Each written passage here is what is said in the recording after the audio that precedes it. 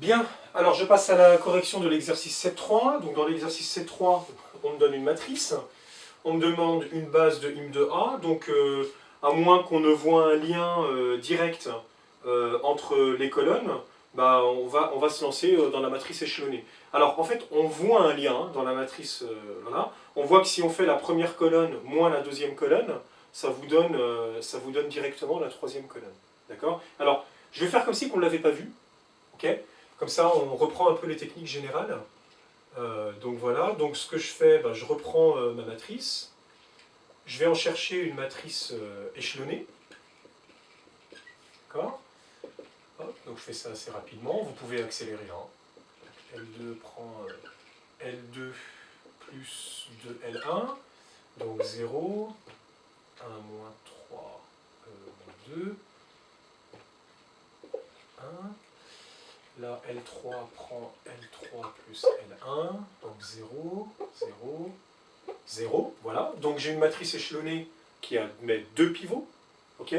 Deux pivots pour 3 colonnes, c'est pas assez, bon, il faut deux pivots pour 2 colonnes.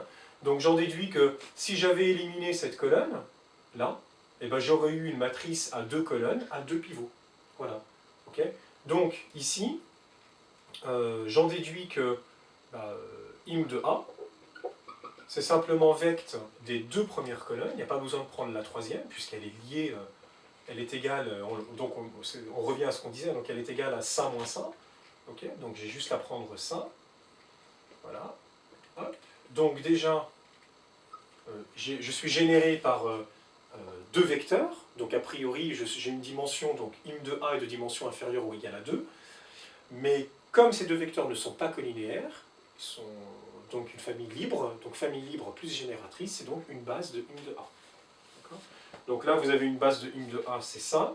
Alors où est-ce que j'en suis? Voilà. Terminé. Ensuite, pour ker de A, pour ker de A, donc alors, déjà, la dimension de im de A, donc c'est 2, donc le rang de A, c'est 2.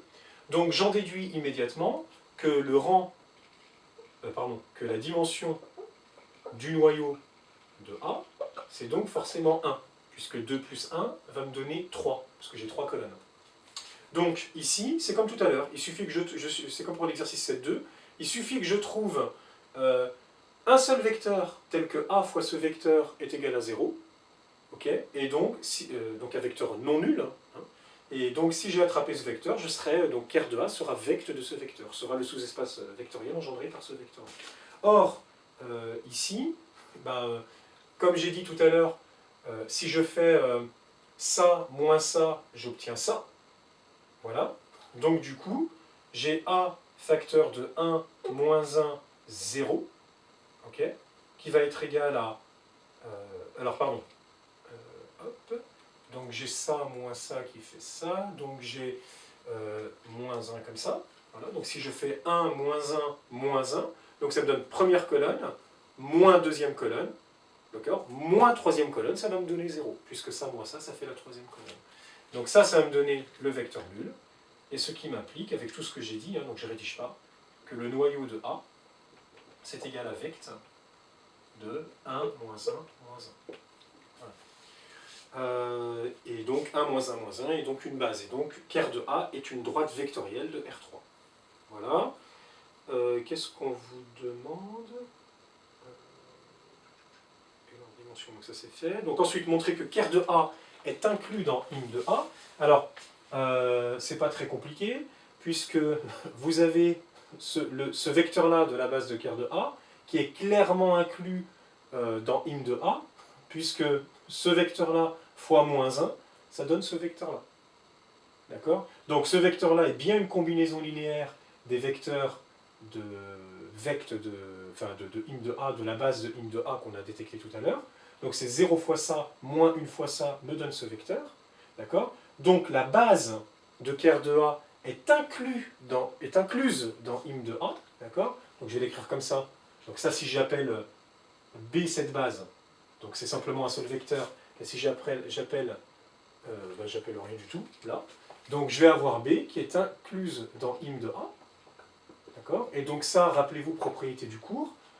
ça veut dire que, bah, en fait, ker de A est inclus dans im de A. Voilà. Alors, attention, ici, ker de A ne peut pas être égal à im de A, évidemment, puisque vous n'avez pas les mêmes dimensions.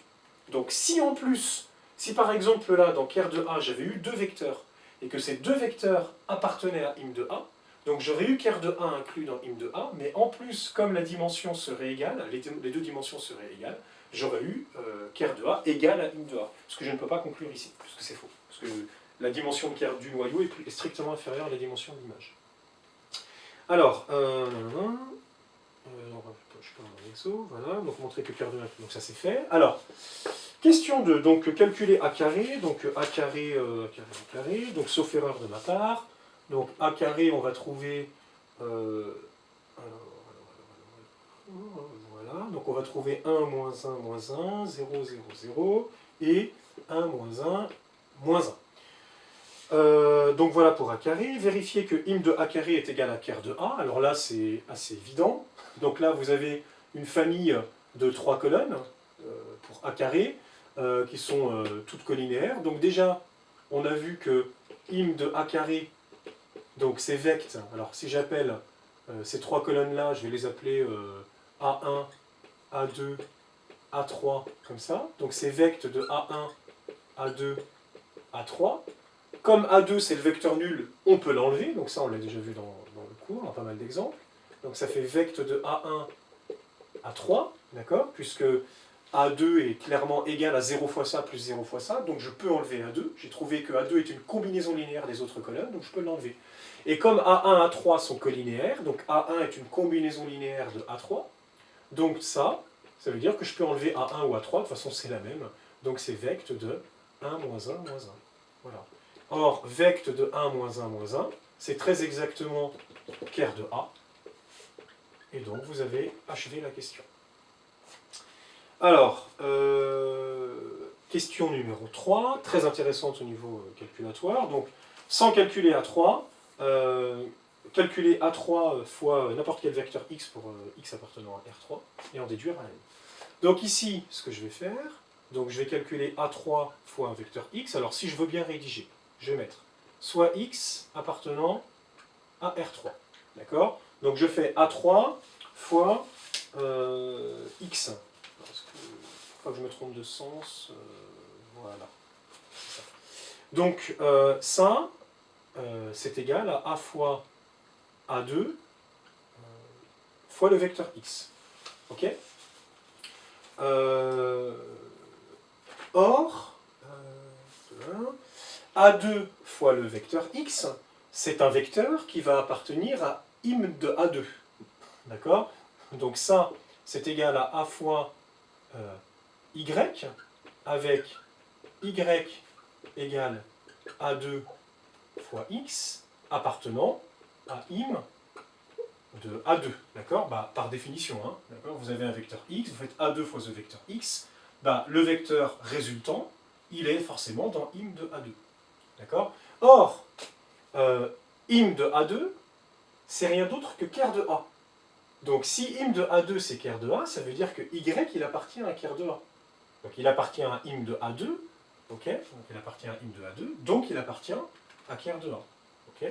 Donc, je vais l'écrire ici.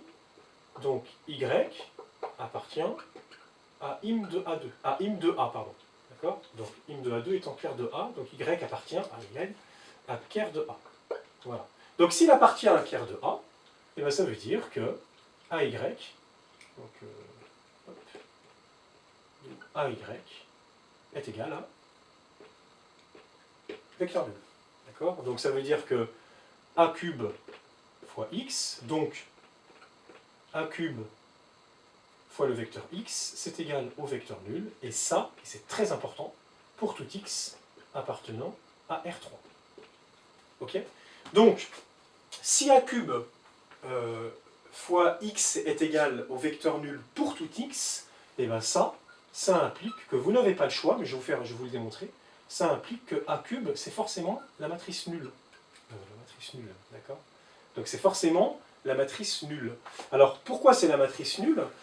Ben parce qu'en fait, comme A cube fois x est égal à 0, est égal au vecteur nul, quel que soit le x. Donc, en particulier, si je fais a cube fois le vecteur E1 de la base canonique, donc 1, 0, 0, bah ça doit me donner 0, parce que c'est juste un cas particulier.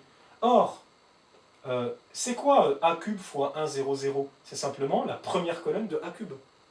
D'accord? Donc c'est la première colonne, plus 0 fois la deuxième colonne, plus 0 fois la troisième colonne. Donc si a cube, ces colonnes, je les appelle, je sais pas, B1, B2, B3, et bien ça me donne B1, ça me donne la première colonne de a cube. Et cette première colonne va me donner 0, parce que n'importe quoi, a cube fois n'importe quoi fait 0.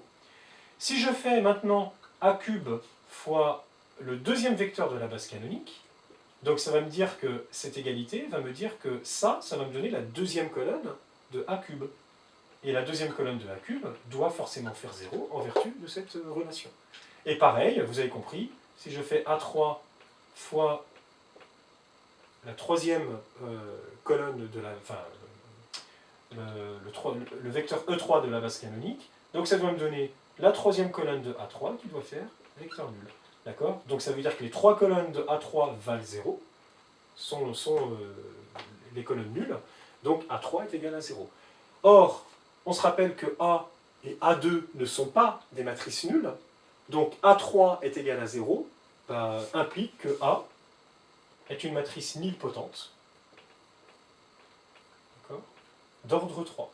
Donc pas d'ordre 2, d'ordre 3, ni d'ordre 2 ni d'ordre 1, puisque A1 et A2, A puissance 1 et puissance 2 ne sont pas nuls, mais A3 est nul. Donc c'est une nilpotente, et donc pour tout n, donc c'est la fin de la question, hein, pour tout n supérieur ou égal à 3, A puissance n est nul. Voilà. Donc c'est une jolie façon d'avoir montré qu'on avait une matrice nilpotente sans calculer A3. Et puis vous pourrez calculer A3 pour vérifier qu'elle est bien nilpotente d'ordre 3. Voilà. Pour l'exercice numéro 3.